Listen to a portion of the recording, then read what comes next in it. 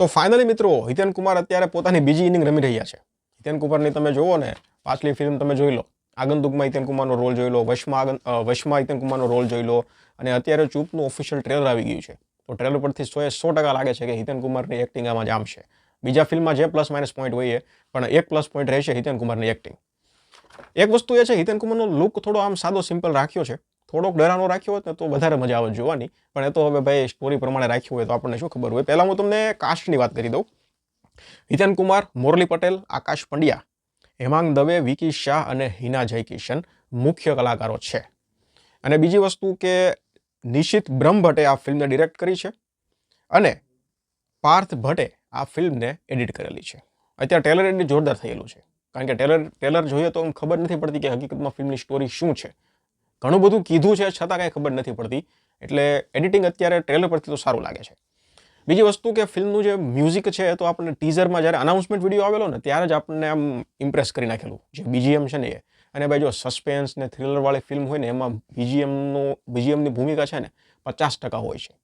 ફિલ્મનું બીજીએમ આમ suspense create કરવામાં જો સફળ થાય ને તો પછી આમ મજા આવી જાય જોવાની. એટલે બીજીએમ અત્યારે ઇમ્પ્રેસ કરે છે. ફિલ્મ છે ને આખી આમ સસ્પેન્સ થ્રિલર ટાઈપની છે, એટલે કોમેડી કંઈ હશે નહીં, આ સીધી વાત છે. આ પાછળ ક્લાઇમેક્સમાં જે કાંઈ સસ્પેન્સ હશે આ બધું ખુલ છે. હવે ટ્રેલર પરથી આપણે સ્ટોરીનો અંદાજો લગાવવાનો હોય, ખાલી હકીકતમાં સ્ટોરી શું છે એ કાંઈ ખબર નથી પડતી. હિતેન કુમાર અત્યારે મર્ડરર છે એવું સ્ટોરીમાં સંભળાય છે, એટલે કે એક મર્ડર થયું છે. હવે હિના જયકિશનને એવું લાગે છે કે હિતેન કુમારે મર્ડર કર્યું છે, અને પાછું હિતેન કુમારે બધાને એક બે જણાને બાંધેલા પણ છે, અને એવું બધું બતાવેલું છે આમાં.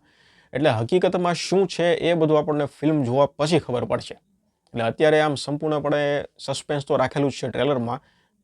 ફિલ્મ આવશે પછી જે આખી સસ્પેન્સની ગાહડી છે ને એ બધી ખુલશે, અંદરથી શું સસ્પેન્સ નીકળે છે, વિલન હકીકતમાં હિતેન કુમાર છે કે પછી હિના જયકિશન જે હિતેન કુમાર પર આરોપ લગાવી રહ્યા છે કે ભાઈ આણે મર્ડર કરેલું છે અને આ રોજ નવી છોકરીને લઈને આવે છે અને મર્ડર કરે છે, કે એ જ પછી હકીકતમાં મર્ડરર છે અને બધું સ્ટોરી આખી બનાવેલી છે, બધું શું છે એ નથી ખબર પડતી.